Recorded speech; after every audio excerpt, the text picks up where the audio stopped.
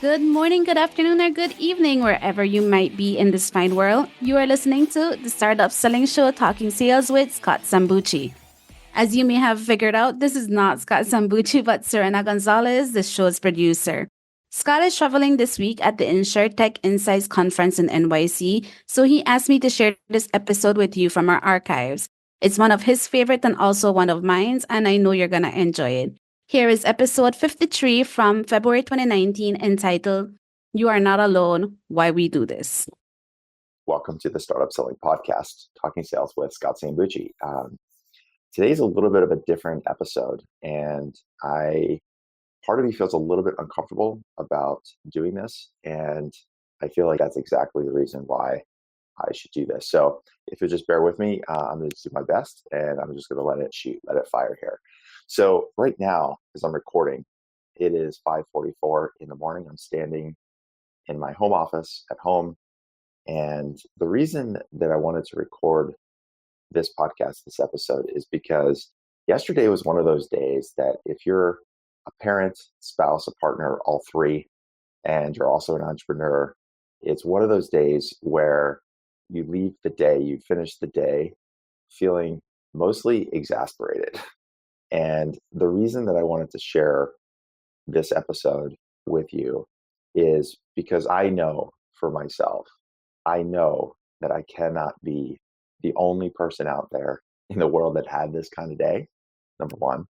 Number two, if I'm not the only person out there that's had this kind of day, then there's probably other people like you listening to this that may feel like, man, am I the only person that has these kinds of days? The answer is no. And so I want to record this to let you know that there are other people like you that have this kind of day. And number three, probably most importantly, let's keep it all in perspective because, for probably 99.9% of us or more listening to this podcast and doing what we do every day as entrepreneurs, as, family people, those of you that have families, our life is pretty damn good. So it's all relative. So I want to keep that in mind.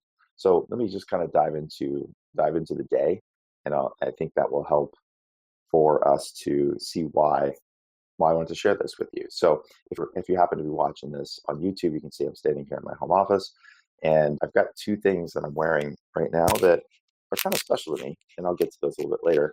Number one is my Superman T-shirt. So my son, I have a 6.5, almost 7-year-old son who gave me the Superman T-shirt for Father's Day, and a lot of days where I feel like I need a little suit of armor, I wear this T-shirt because it just, you know, as much as some people might look at that as a little bit egotistical for somebody wearing a Superman T-shirt, sometimes I feel like I need it, and I think a lot of you out there might feel like you have those days as well. The second thing I'm wearing, which is a little bit unusual, is a hat. I'm wearing a Mercy Corps hat, and this is Mercy Corps is an international organization that my wife and I have supported over the years. My sister used to work there, and this is a hat that I wear because I'm a big believer in their mission.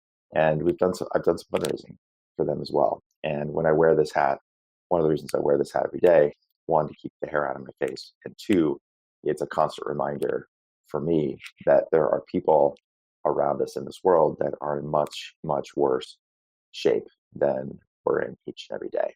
So as a bit of a primer, I think if you've listened to this far already, then you can tell this is not going to be one of those, hey, we're going to teach you something about sales kinds of podcasts. This is going to be more of a human to human conversation because I feel like it's really, really important for all of us out there that are working really damn hard to build on top of a mission and a vision and build a company that is going to make an impact in our world around us. I want all of you to know, like I said, that I had one of these days, and I'm sure that many of you have one of these days, probably more than you'd like. And I want to share this just to let you know that you're not alone out there. So here we go. Let me share a little bit of the day. So first things first, my wife and I both work. I have my job. I have my company that I run here at Sales Qualia, and my wife she's a PhD at UC Davis, and she also does some consulting work on this with a local consulting company, and she's also certified flight instructor, where she goes and teaches people how to fly airplanes. So she's pretty badass. I'm really, really proud of her. And so she's running 3 jobs effectively on a daily, weekly basis. And yesterday was one of those days where she was traveling for her consulting work. And so I had daddy duty from, morning until for wake up all the way through to end of the day when she was back home.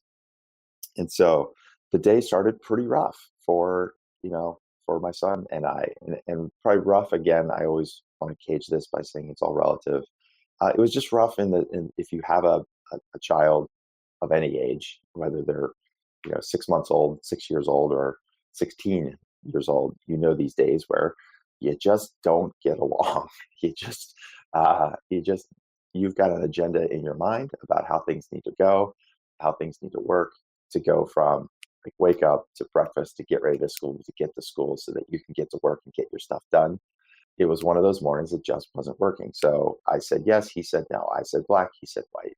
And even worse, it was more like I'd say something and he would ignore me.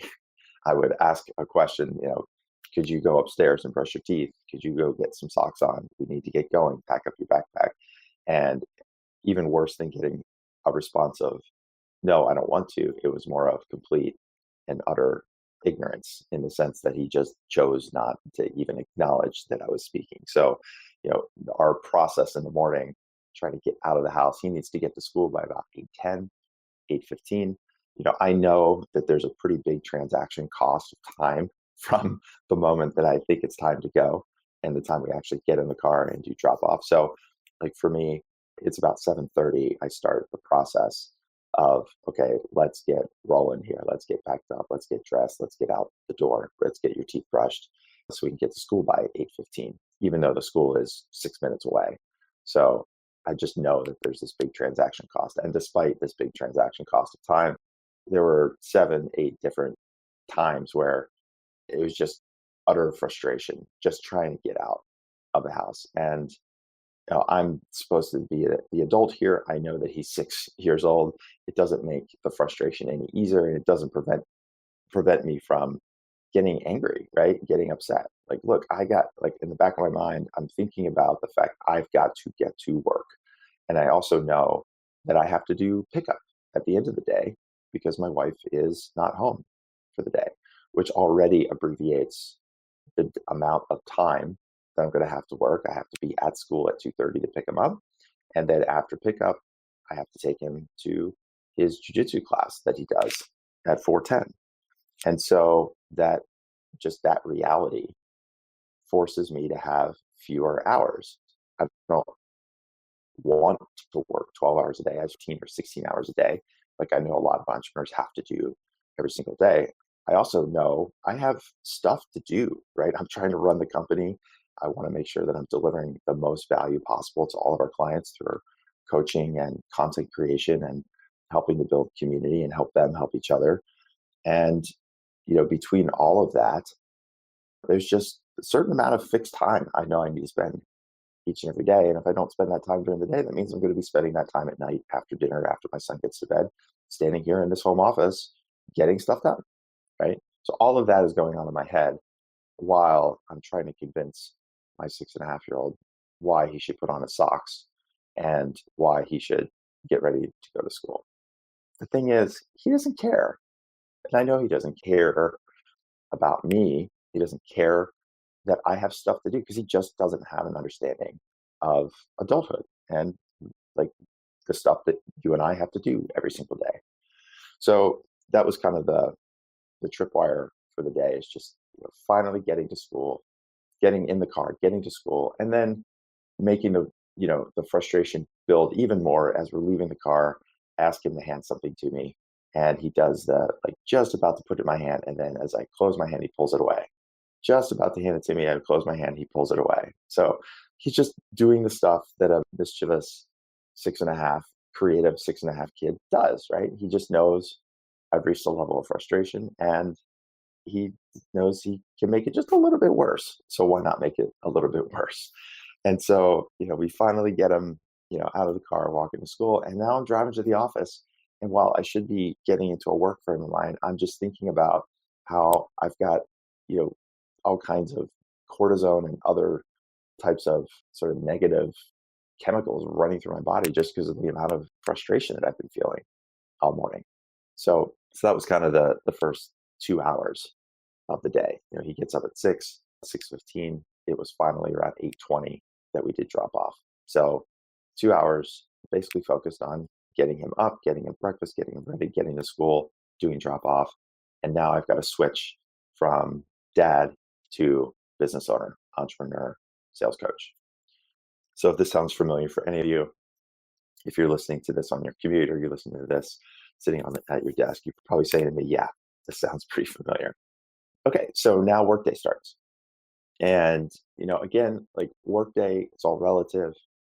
We've got great clients. We've got a great team around us. We're doing really fun stuff every single day. The challenge I had yesterday is just this compression of time, right? Because now it's a little past 8:30 before I finally get to a place where I can start to focus on what needs to happen for the day.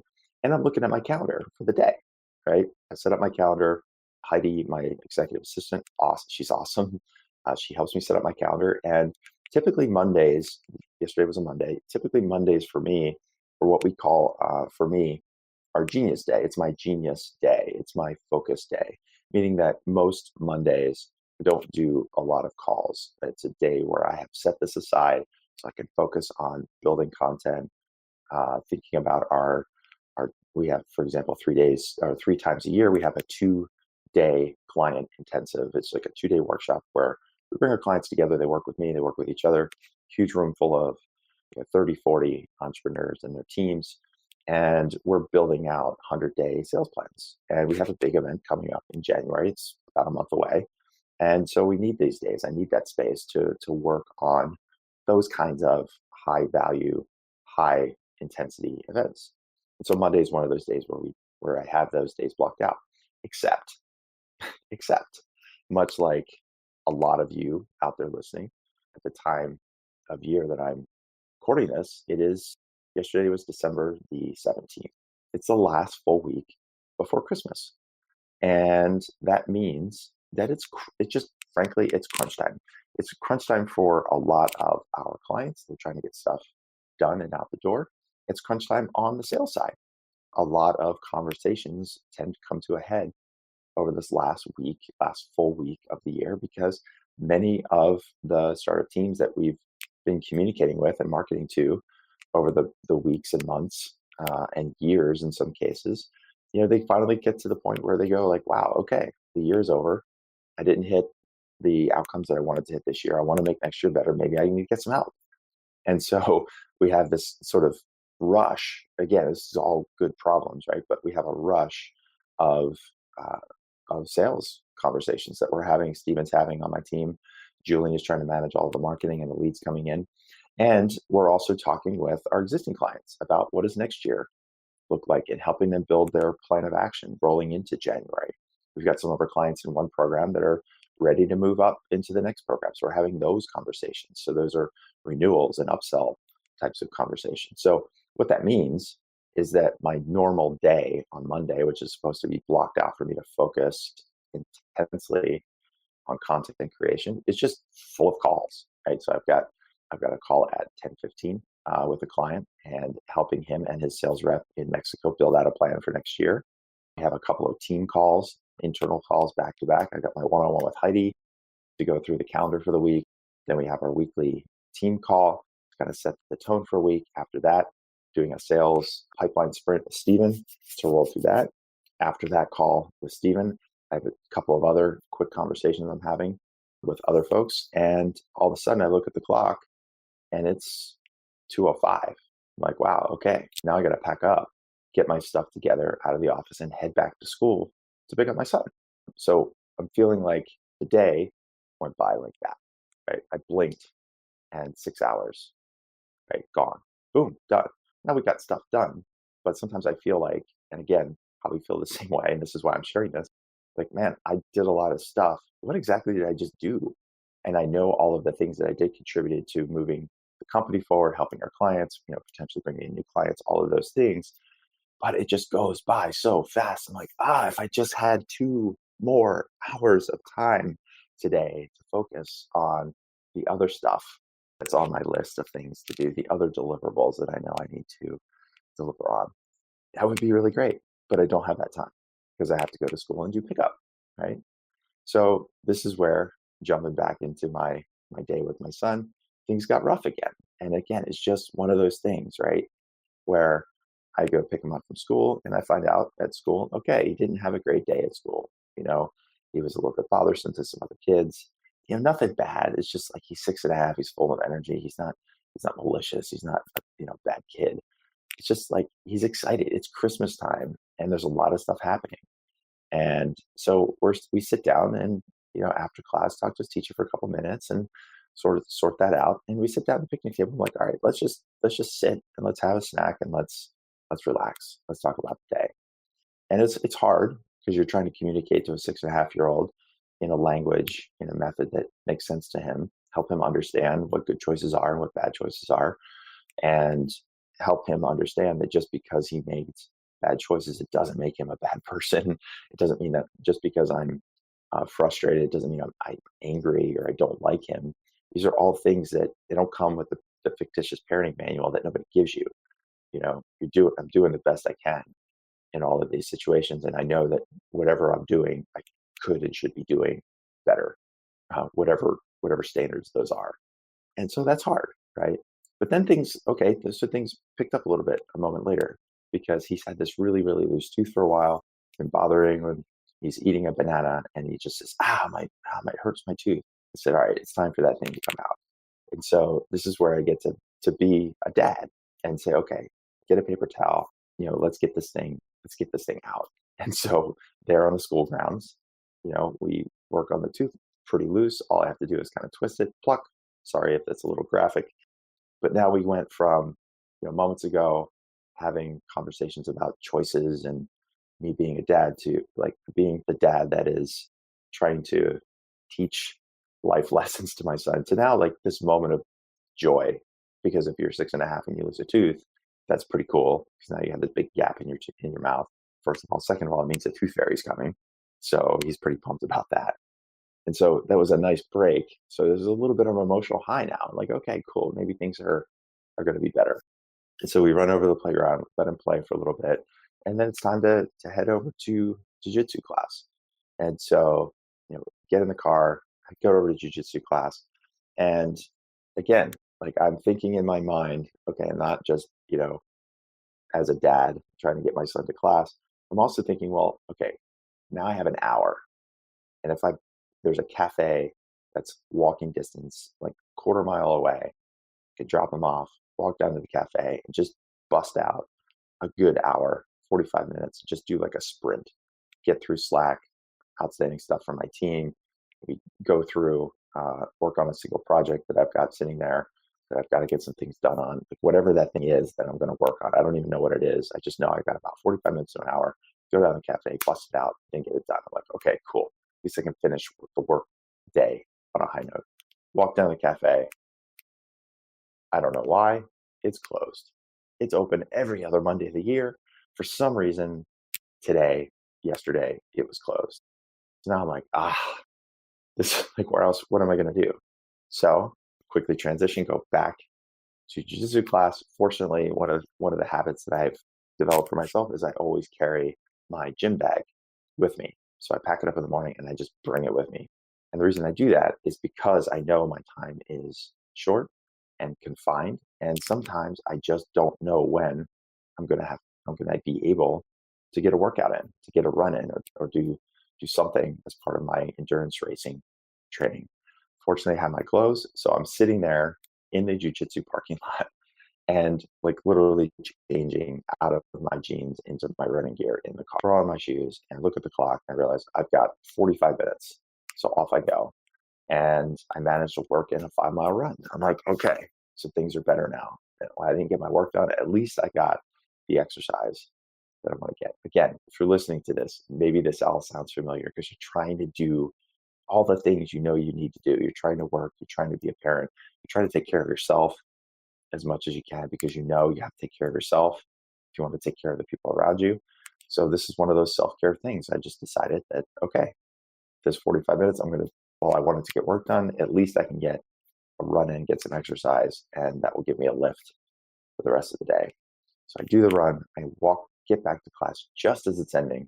Whew, unfortunately. So he's not sitting outside waiting for me, which just hasn't happened. But I was, you know, want to make sure I'm back in time for that. So pick him up, get in the car, we head home, right? So fortunately, my wife is back by now. She's getting dinner together for us. We walk in the house. He's excited about losing his tooth. Can't wait to tell mom all about the tooth coming out. He's ravished, hungry. Didn't have a good lunch at school. I found out later, and of course, again, this is where you get back into disagreeable mode. Hey, we're having salmon and tomatoes for dinner. I don't want salmon and tomatoes. I want enchiladas from Trader Joe's in the frozen food section. Oh, I'm sorry, you can't have enchiladas because you had enchiladas for breakfast. Yes, I know, dad of the year. Probably half or more of our meals come from the Trader Joe's frozen food section for him because that's the stuff he eats. And it's not great. Sometimes we just got to get food down him. So, yes, he had enchiladas for breakfast. And now he wanted enchiladas for dinner. And this is where, again, you got to draw the line at some point and say, look, man, you got to have something nutritious. Like salmon is good for you. Tomatoes are good for you. Kombucha is good for you. Your job is to take care of your body. And trying to convey this to a 6.5-year-old is not easy. So then the negotiation begins. Well, I want enchiladas. I want to eat enchiladas. I don't want salmon. I don't want fish. So then, okay, eat the salmon on your plate, then you can have as many enchiladas as you want, which somehow, some way actually worked. So we got that negotiation done. Dude, I think one of the reasons that he was having a rough day, he must have been starving because he ate all of his fish, all of his tomatoes, and then 2 freaking enchiladas, and then asked for more when he was done. So, okay, cool. So, okay, now it's like 6:30, and at this point, my mind is thinking, okay, how much we got? Like about an hour left in the day, and in that hour, like, what can we do to finish the day on a good note, get him to bed, get him some sleep, get him some rest that he needs, so that, again, frankly, in my brain, I'm thinking to myself, so that I can get back to this home office where I'm staying with you right now and get some stuff done, some stuff that I just didn't get done during the day because of all the other things that I'm doing. So again, the negotiations begin. So look, we got an hour left. Here's some things, Benjamin, that we talked about earlier in the day. Had a rough morning. One of the things that you and I talked about at the picnic table was, why don't we build a checklist of things that you need to do every morning so that we're not running around like crazy? And it's late, it's tiring. He agrees to it reluctantly, finally, after 17 times asking him. And he's starting to write out this list. He makes a mistake.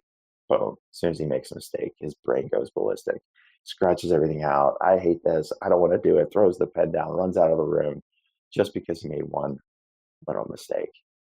And so now we got to cajole him back to the kitchen table. Okay, look, let's get this list together. It's going to be good. This is going to help us all. My wife is thankfully way more patient than I am. So using her very best mom skills, finally gets him back to the table, gets the list together. It took him 3 minutes to write this list, but it took us an hour to get it done. If that makes any sense.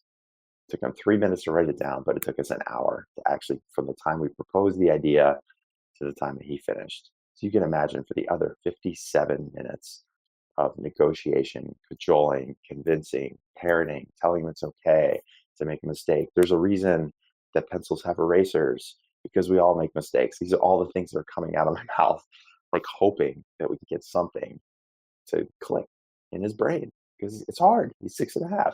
And I'm standing here telling you this, and I can also tell you that the whole time I'm trying to explain to him all of these things, the frustration is welling up in me. I'm getting angry even to say, like, look, man, just do the freaking checklist. Like, what is so hard about this?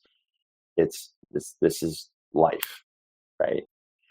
And so I'm getting frustrated. He's getting frustrated. He's tired. My wife is exhausted because she was traveling all day.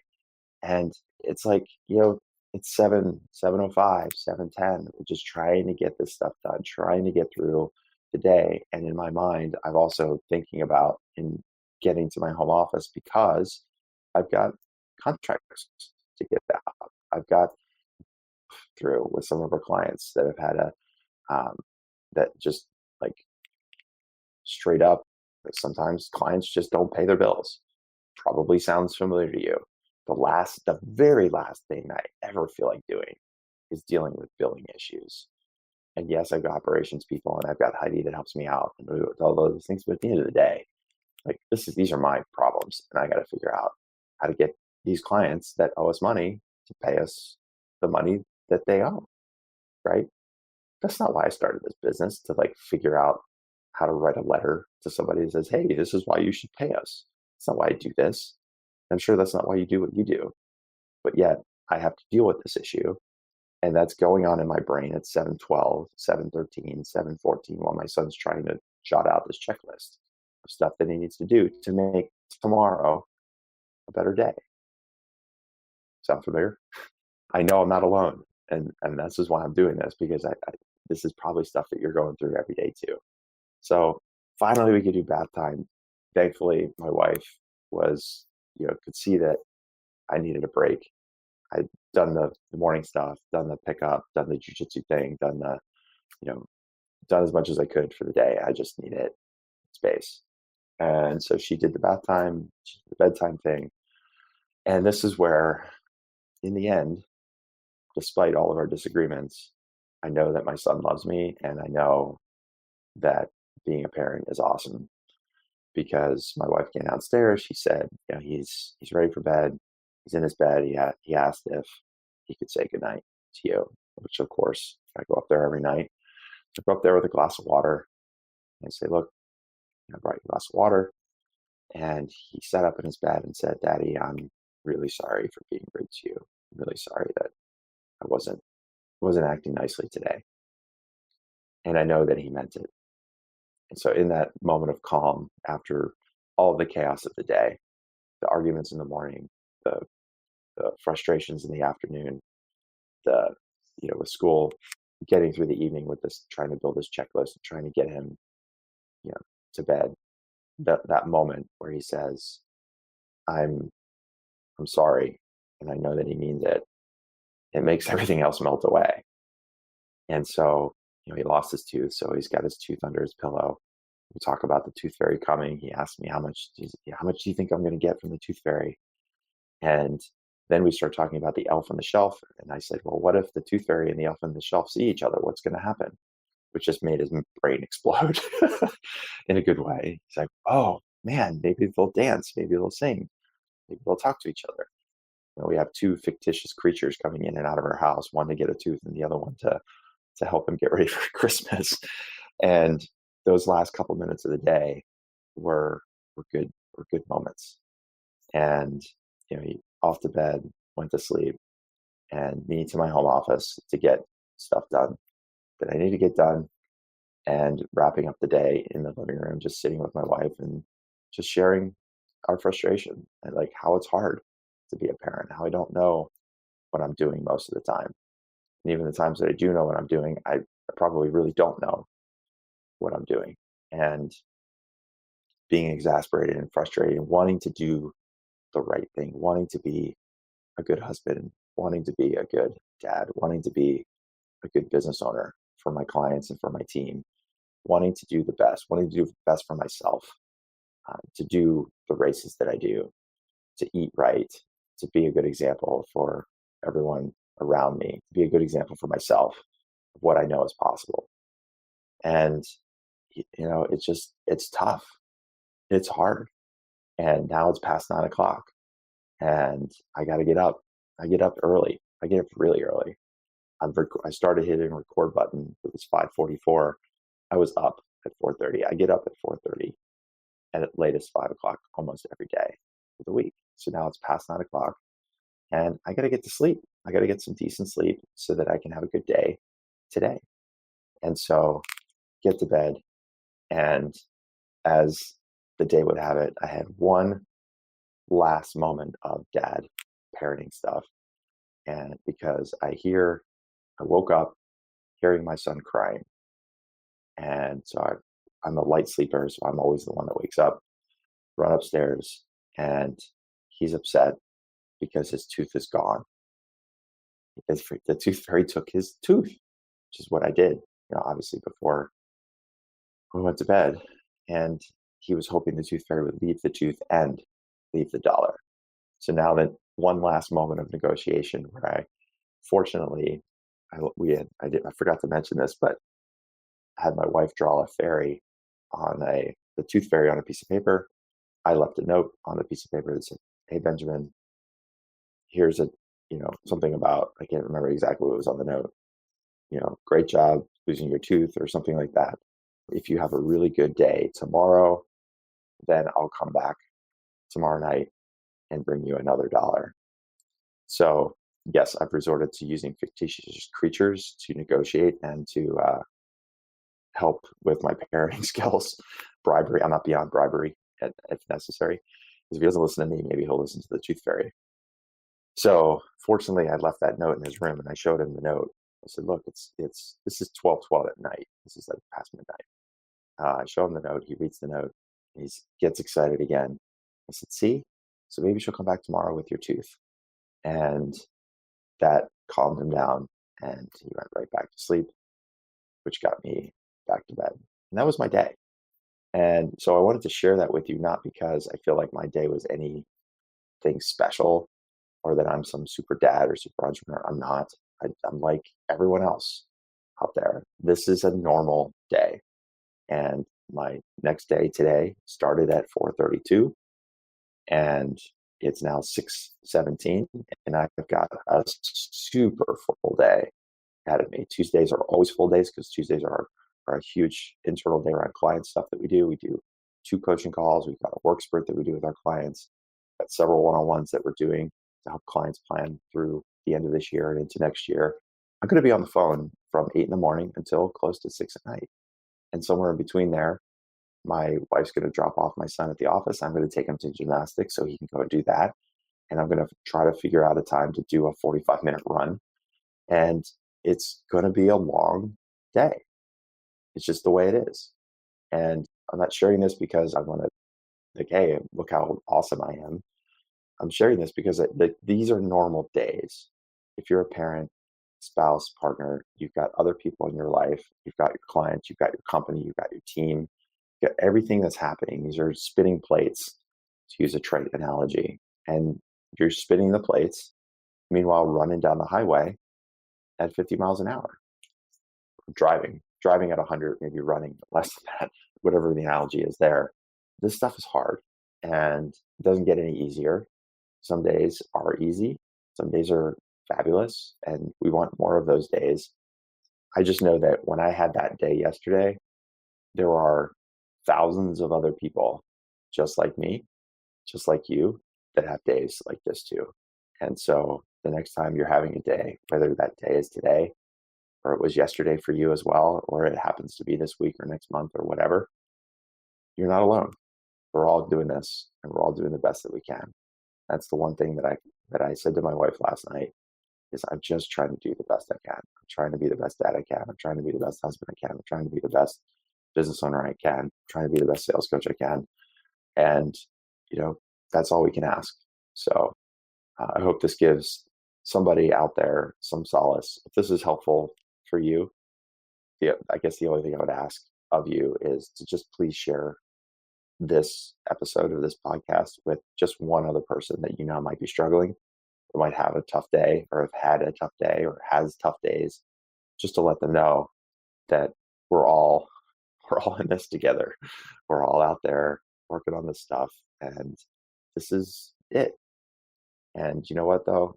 Like, I don't think any of us would trade it. I wouldn't give up my life with my family or anything. I wouldn't give up being a business owner to go back working in a cubicle.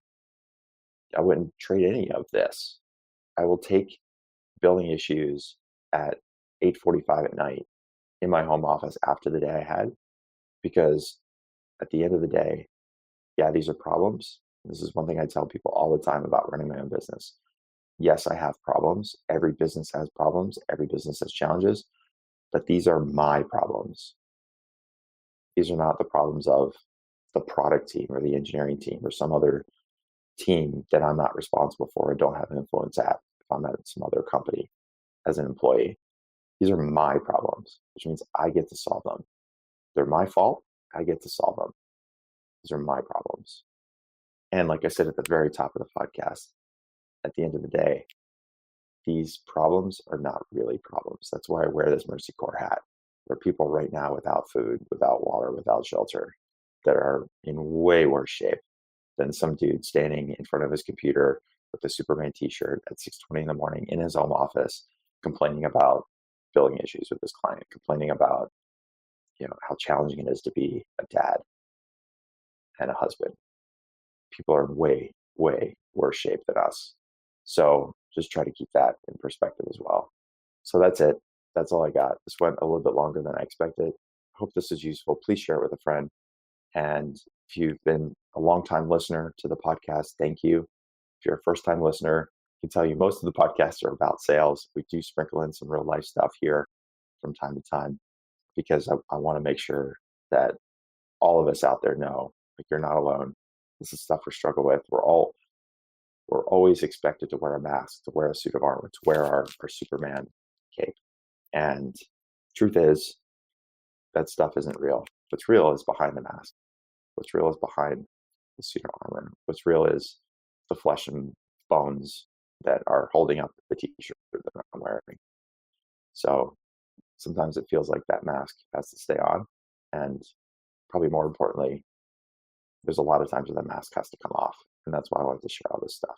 So please share it with at least one person. If you can think of someone who could benefit from this, I'd really appreciate it. And that's it. All right. So this is Scott Sambucci.